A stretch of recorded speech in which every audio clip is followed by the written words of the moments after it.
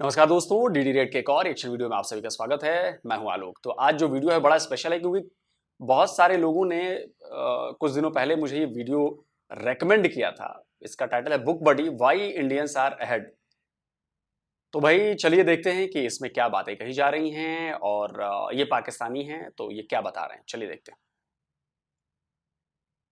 Hello Book Buddies, I hope all of you are doing great. दोस्तों, अब मैं कुछ कंपनीज के नाम लूंगा, आपने मुझे यह बताना है कि इनमें कॉमन क्या है। तो सबसे पहले बात करते हैं किंग ऑफ सॉफ्टवेयर की, यानी कि माइक्रोसॉफ्ट। दूसरे नंबर पर वो कंपनी है विच मेक्स अस ट्वीट, यानी कि ट्विटर। तीसरे नंबर पर है किंग ऑफ कंप्यूटिंग, यानी कि आईबीएम। चौथे नंबर पर है gold standard in online search, and that is Google. और पांचवें नंबर पर है king of content and multimedia, यानी कि एडोबी। अब आप ये सोचें कि इन पांच कंपनियों में एक चीज कॉमन है। टेक्नोलॉजी कंपनीज तो ये हैं, लेकिन एक और चीज है जो इन सब में कॉमन है। इसके बारे में सोचिए और हम लोग वापस आते हैं। तो मुझे लगता है कि थोड़ा सा पुराना वीडियो है क्योंकि ट्विटर के पराग अग्रवाल हटाए जा चुके हैं और बहुत कुछ हो चुका है उसके बाद। तो लेट्स सी कि और क्या बता रहे हैं।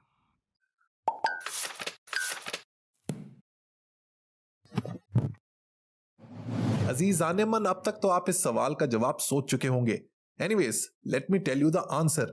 जवाब इसका यह है कि इन सब कंपनीज के सीईओज का ताल्लुक इंडिया से है। गूगल के सीईओ सुंदर पिचाई इंडिया से है।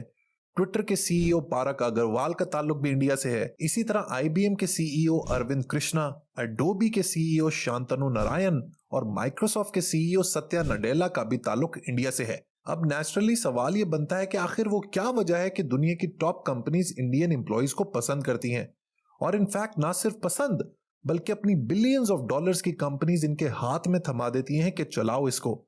दोस्तों, आज की बहुत ही इंपॉर्टेंट वीडियो में हम इसी टॉपिक के ऊपर बात करेंगे कि इंडियंस के पास आखिर वो क्या स्किल्स हैं जिसकी वजह से they are leading the world of technology and business.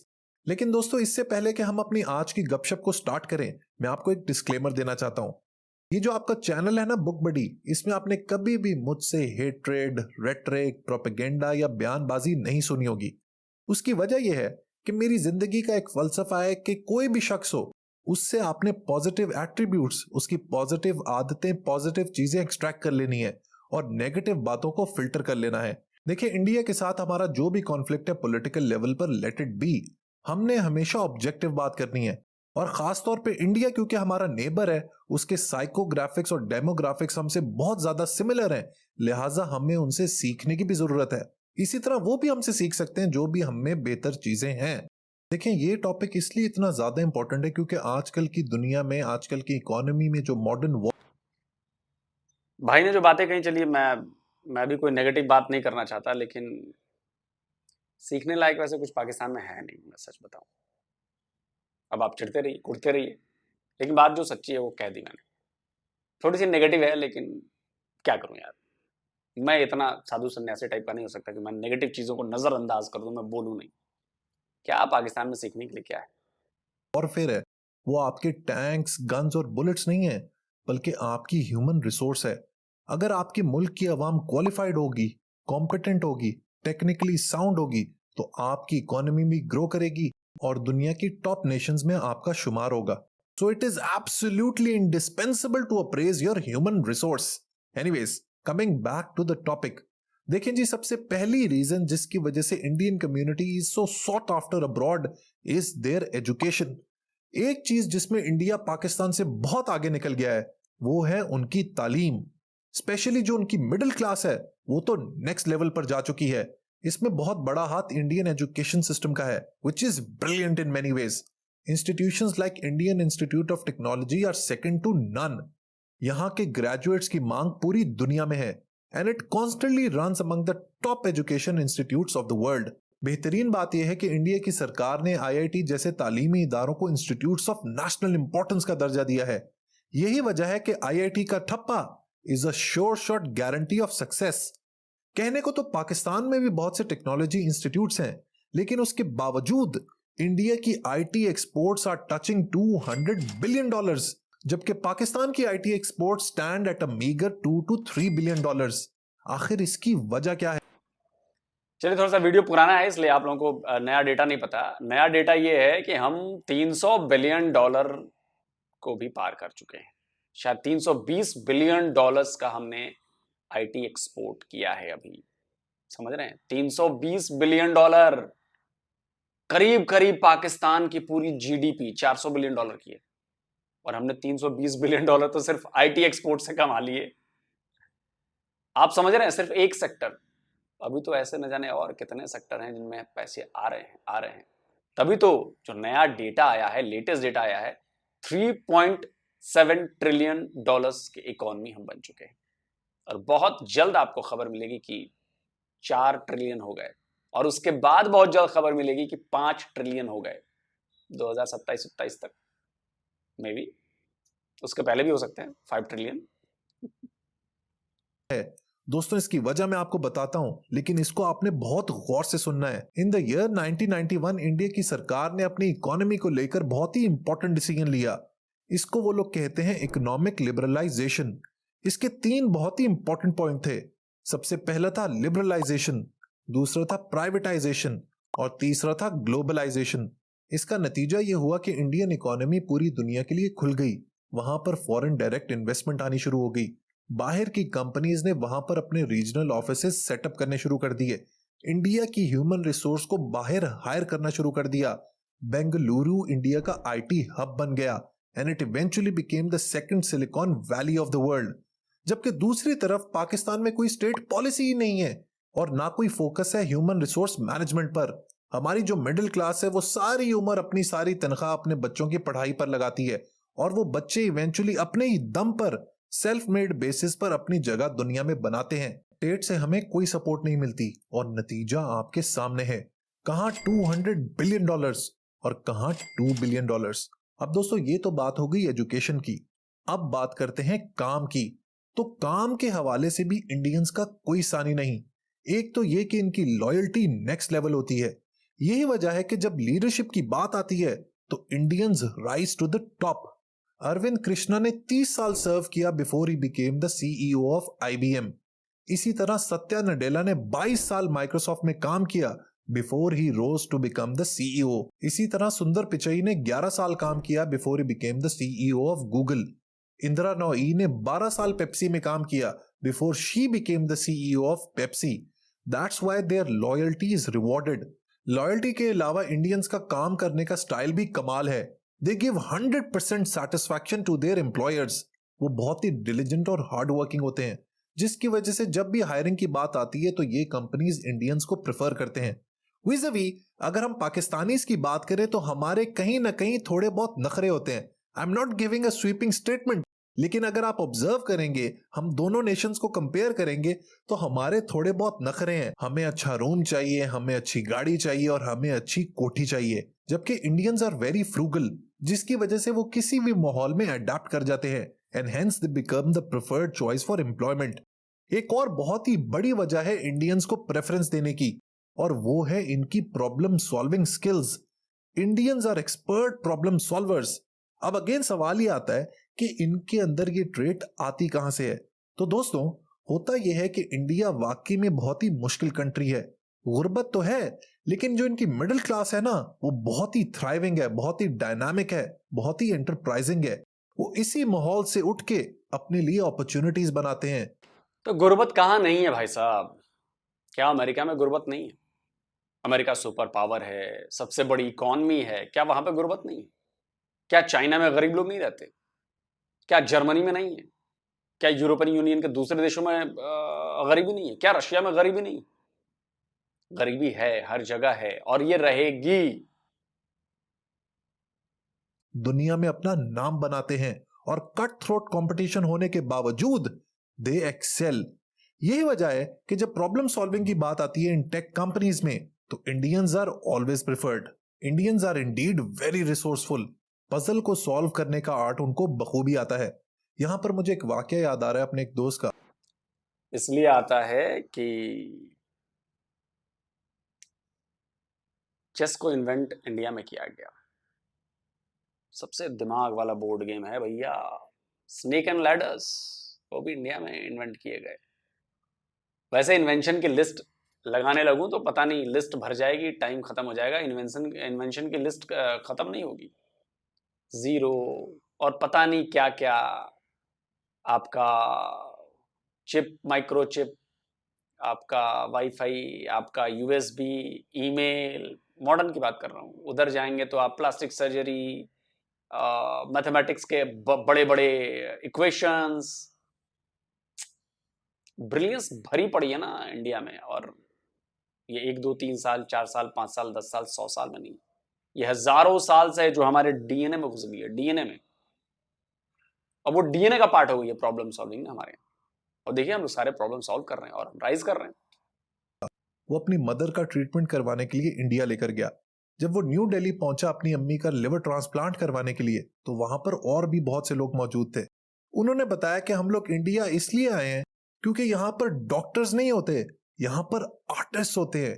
In doctors की उंगलियां आर्टिस्ट की तरह चलती हैं, जिसकी वजह से they are the best doctors in the world for liver transplant. So all in all, Indians are very skilled in their profession. एक और बहुत बड़ी वजह है इनके एक्सेल करने की, और वो है their command over English language.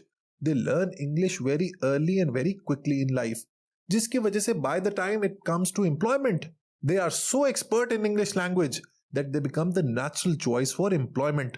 So good education, adaptability, resourcefulness, loyalty, and good command over language are some of the elements which make Indians stand apart. इसके अलावा अगर एंटरप्रेन्योरियल स्पिरिट की बात करें तो उसमें भी इंडियंस का कोई सानी नहीं। इसके ऊपर एक बहुत ही जबरदस्त किताब लिखी जा चुकी है जिसका नाम है जुगाड़, which talks about Indian entrepreneurial spirit. इसके अलावा इंडियन सोसाइटी में एंटरप्रेन्योर्स को एक सुपरस्टार का स्टेटस भी दिया जा चुका है।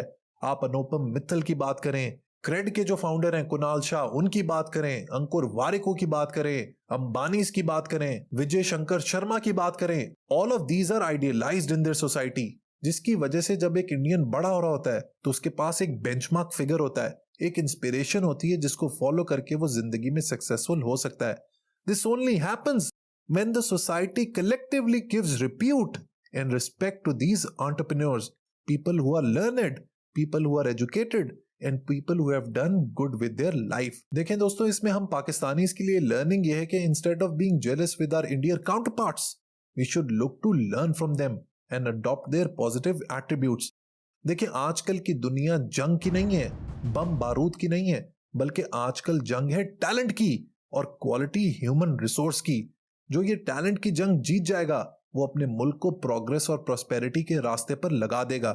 इसमें एक बात याद रखें कि आपने अपनी गवर्नमेंट और सरकार पर डिपेंडेंट नहीं होना कि वो अब आईटी की पॉलिसी बनाएगी, ह्यूमन रिसोर्स की पॉलिसी बनाएगी, हमें सब्सिडी देगी, हमारे लिए कॉलेज और यूनिवर्सिटीज बनाएगी। आपने अपने दम पर, अपने जोरे बाजू पर इंडियंस को कंपटीशन देना है और फिर देखते हैं कि रेस में कौन आगे जाता है। आखिर में अपने पाकिस्तानियों को मोटिवेट करने के लिए मैं इकबाल साहब का एक बहुत ही खूब शेर सुनाना चाहता हूं, which motivates me every day. It goes like this: उठ के अब बज़्मे जहां का और ही अंदाज है, उठ के अब बज़्मे जहां का और ही अंदाज है, मशरिक व मगरिब में तेरे दौर का आगाज है। वीडियो पसंद आई है तो लाइक बटन जरूर प्रेस कीजिएगा। Until next time, goodbye. वैसे पाकिस्तानी ये कहते नहीं थकते कि टैलेंट बहुत है, पता नहीं टैलेंट कभी दिखा नहीं। और बाकी तो देखिए इन्होंने जो बात कही ना, सारे पॉइंट्स जो बताए ठीक है, आप नए अंदाज में आपने उसको बताया, चीजें कही, लेकिन जो सबसे बड़ी वजह है ना हमारे प्रोग्रेस की, वो हमारी संस्कृति है, हमारी परंपराएं हैं, हमारा इतिहास है। और वो सब कुछ बहुत प्लान्ड वे में आगे बढ़ा है। बहुत सारे लोग लगे, इन्वेडर्स आए, बहुत सारे लोग आए। मैं किसी का पॉडकास्ट सुन रहा था, नाइजीरिया का पॉडकास्ट, नाइजीरियन बंदा था या कोई और था, वो क्लिप देखते देखते आ जाती है ना वहाँ पे शॉर्ट्स में, इंस्टा पे। तो वो बता रहा था कि नाइजीरिया में और इंडिया में क्या फ़र्क रहा। दोनों जगह ब्रिटिश आए तो इंडिया ने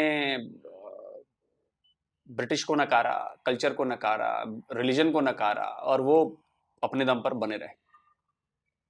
तो आज ब्रिटेन पर एक इंडियन का राज। वहीं नाइजीरियन ने शायद सब कुछ अपना लिया, उनका रिलीजन भी ले लिया, उनका ये भी ले लिया, उनका वो भी ले लिया, तो आज जो है नाइजीरियन कहीं नहीं। वो बता रहा था अपने यहाँ, मैं क्लिप सुना, आप में से कई लोगों ने उस क्लिप को सुना होगा, शायद वो नाइजीरियन था या कहीं और, जो भी अफ्रीकन कंट्री थी कोई ऐसा है। तो मेरे कहने का मतलब ये है कि हमारी जो परवरिश हुई है ना, वो आज से नहीं, आज से 5000 साल पहले, 8000 साल पहले जो रिटर्न दिखती है, जो रामायण में है, जो हमारे महाभारत में लिखी हुई चीजें हैं, ये उस परवरिश का नतीजा है।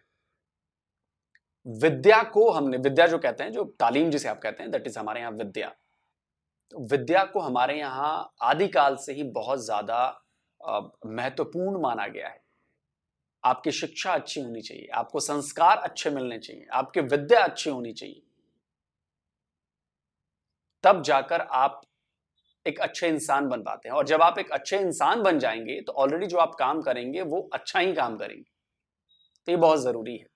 और इंडियंस इसीलिए आगे हैं, पूरी दुनिया में हैं, क्योंकि वो अपने संस्कार जल्दी भूलते नहीं है। भूल भी जाए तो उनका डीएनए उन्हें याद दिलाता रहता है कि नहीं, आपको ये ऐसे करना है, वैसे करना है, ये चीज करना है। मैं ये नहीं कह रहा कि 100 में से 100 लोग ऐसे हैं, लेकिन 100 में से ज्यादातर लोग ऐसे हैं, तभी हम प्रोग्रेस कर रहे हैं। वरना पाकिस्तान की तरह हो जाते हैं, 100 में से बहुत कम लोग जो हैं वो थोड़े अच्छे हैं, वो लेकिन चुप रहते हैं, और बाकी लोग बकर बकर बकर बकर किए रहते हैं। उससे प्रोग्रेस नहीं होती। और रिजल्ट दिखा है आपको 75 ईयर्स में, आपको रिजल्ट दिख गया। हमने 75 ईयर्स में क्या किया है? हमने ना सिर्फ अपने एग्रीकल्चर को ट्रांसफॉर्म किया है, ना सिर्फ हमने अपने साइंस को ट्रांसफॉर्म किया है, ना सिर्फ हमने एजुकेशन को ट्रांसफॉर्म किया है, हमने नई नई फील्ड्स में ट्रांसफॉर्मेशन लाई है। हम दुनिया में अलग अलग देशों में जाकर रह रहे हैं और हमारी छवि बहुत अच्छी है, पाकिस्तान की तरह नहीं है। आप लोग अभी सेमीकंडक्टर का सोच भी नहीं रहे हैं, हमने भी देर की है सोचने में, लेकिन अब हम सोचने लगे हैं। आने वाले कुछ सालों में सेमीकंडक्टर का $300 बिलियन का मार्केट इंडिया में होने वाला है।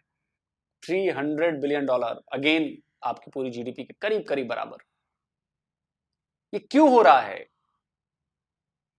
क्योंकि हमारे सोचने का ढंग, खाने का ढंग, सब कुछ जो है वो हम अपनी संस्कृति से सीखते हैं। और हमारी संस्कृति जो कहती है तो आगे की तरफ ले जाती है। तो मैं भी आपसे यही कहूंगा कि अपनी जड़ों को नहीं भूलना चाहिए, और अंग्रेजी is just another language, just another language, बिल्कुल। तो अंग्रेजी सीखिए, लेकिन अपनी लैंग्वेज को मत भूलिए। वो चाहे हिंदी वाले हों, चाहे तमिल वाले हों, तेलुगु वाले हों, मलयालम वाले हों, कन्नड़ा वाले हों, भोजपुरी वाले हों, मैथिली वाले हों, पहाड़ी लैंग्वेज हो, डोगरी हो, राजस्थानी हो, कोई भी हो, बंगाली हो, पंजाबी हो, कोई भी हो, अपनी लैंग्वेज तो आपको होनी चाहिए। क्योंकि आप अपनी लैंग्वेज संजो के रखेंगे तो आप अपने कल्चर को बचाते रहेंगे, और ये बहुत जरूरी है हम लोगों के लिए। जल्दी मिलता हूं एक और नए वीडियो के साथ। नमस्कार, जय हिंद।